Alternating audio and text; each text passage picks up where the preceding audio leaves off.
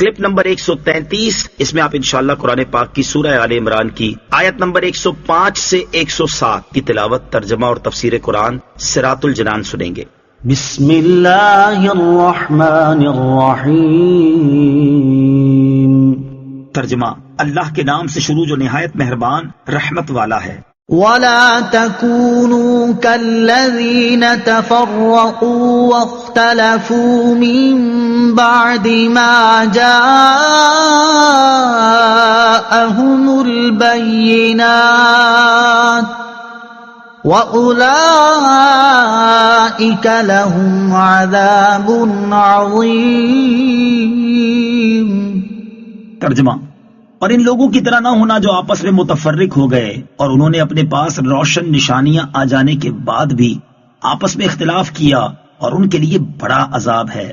وَلَا تَكُونُوا كَالَّذِينَ تَفَرَّقُوا، اور ان لوگوں کی طرح نہ ہونا جو آپس میں متفرق ہو گئے۔ ارشاد فرمایا کہ آپس میں تفرقہ بازی اور اختلافات میں نہ پڑ جانا، جیسا کہ یہود و نصارہ آپس میں اختلافات میں پڑ گئے اور ان میں ایک دوسرے کے ساتھ عناد اور دشمنی راسخ ہو گئی۔ یا آیت کا یہ معنی ہے کہ آپس میں اس طرح اختلاف و افتراق میں نہ پڑ جانا جیسے تم زمانہ اسلام سے پہلے جاہلیت کے وقت میں متفرق تھے اور تمہارے درمیان بغض و عناد تھا۔ یوم تبیض وجوہ وتسود وجوہ فَأَمَّا الَّذِينَ اسْوَدَّتْ وُجُوهُهُمْ أَكَفَرْتُمْ بَعْدَ إِيمَانِكُمْ فَذُوقُوا الْعَذَابَ بِمَا كُنتُمْ تَكْفُرُونَ۔ ترجمہ، جس دن کئی چہرے روشن ہوں گے اور کئی چہرے سیاہ ہوں گے تو وہ لوگ جن کے چہرے سیاہ ہوں گے ان سے کہا جائے گا کہ کیا تم ایمان لانے کے بعد کافر ہوئے تھے؟ تو اب اپنے کفر کے بدلے میں عذاب کا مزہ چکھو۔ یوم تبیض وجوہ، جس دن کو چہرے روشن ہوں گے۔ یہاں آیات میں قیامت کے دن کا منظر بیان ہوا ہے کہ قیامت کے دن کچھ چہرے روشن ہوں گے جو یقیناً اہل ایمان کے ہوں گے، اور کچھ چہرے سیاہ ہوں گے جو یقیناً کفار کے ہوں گے، اور کافروں سے کہا جائے گا کہ کیا تم ایمان لانے کے بعد کافر ہوئے تھے؟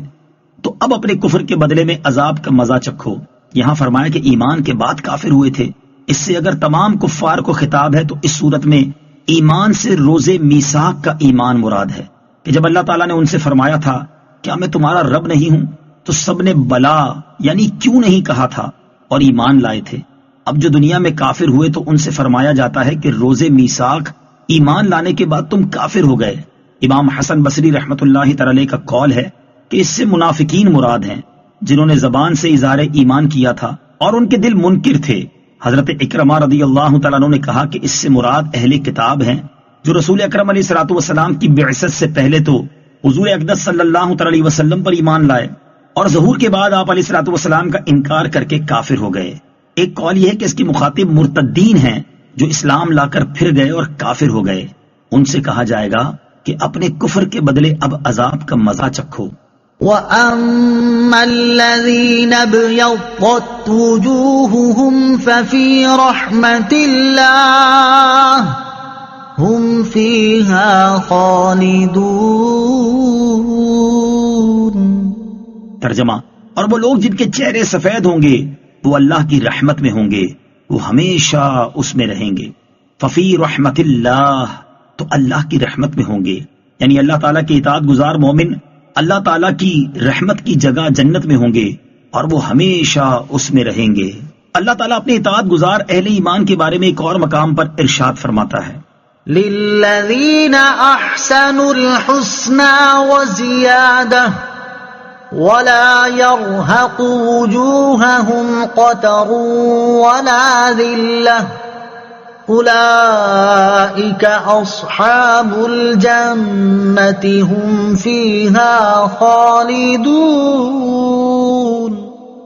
ترجمہ، بھلائی کرنے والوں کے لیے بھلائی ہے اور اس سے بھی زیادہ ہے، اور ان کے منہ پر نہ سیاہی چھائی ہوگی اور نہ ذلت، یہی جنت والے ہیں، وہ اس میں ہمیشہ رہیں گے۔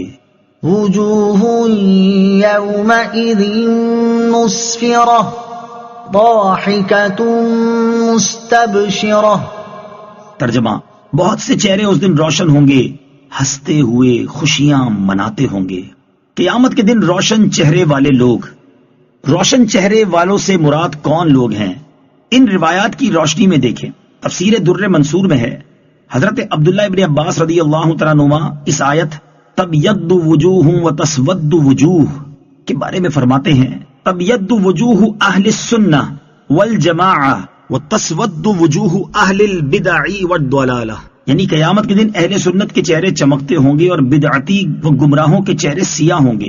اور اسی میں حضرت عبداللہ ابن عمر رضی اللہ تعالیٰ عنہما سے ایک حدیث شریف روایت ہے کہ تاجدار رسالت صلی اللہ تعالیٰ علیہ وسلم نے اللہ تعالیٰ کے اس فرمان تبیض وجوہ وتسود وجوہ کے بارے میں فرمایا کہ تبیض وجوہ اہل السنہ وتسود وجوہ اہل البدع، قیامت کے دن اہل سنت والجماعت کے چہرے سفید چمکتے ہوں گے اور گمراہوں کے چہرے سیاہ ہوں گے۔